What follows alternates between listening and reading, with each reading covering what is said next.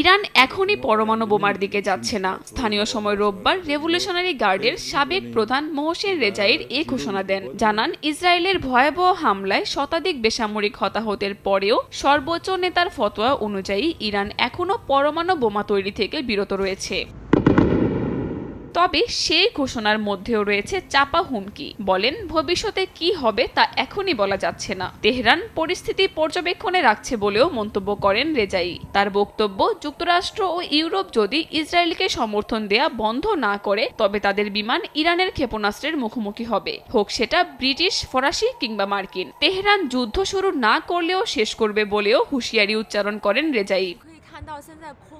তার এই বক্তব্য এসেছে একেবারে সংঘাতের কেন্দ্রে দাঁড়িয়ে। শুক্রবার ইরানের পরমাণু ও ব্যালিস্টিক ক্ষেপণাস্ত্র স্থাপনাগুলো লক্ষ্য করে ব্যাপক হামলা চালায় ইসরায়েল। তেহরানের সরকারি হিসাবে নিহত 200-র বেশি। এর মধ্যে বেশিরভাগই বেসামরিক নাগরিক বলে খবর পাওয়া গেছে। এদিকে রোববার সকালে বাতিল করা হয় ওয়াশিংটন তেহরান পরমাণু সংলাপ। মার্কিন প্রেসিডেন্ট ডোনাল্ড ট্রাম্প হুঁশিয়ারি দেন, এটা কেবল শুরু। তবে তিনি বলেন, তেহরান যদি এখনই অনমনীয় কর্মসূচি কমিয়ে আনে তাহলে হামলা থামানো সম্ভব। জাতিসংঘ নিরাপত্তা পরিষদে যুক্তরাষ্ট্র জানায়, তেহরানের জন্য সবচেয়ে বুদ্ধিমান পদক্ষেপ হবে আলোচনায় ফিরে আসা। কাকুলি আখতার, সময় সংবাদ।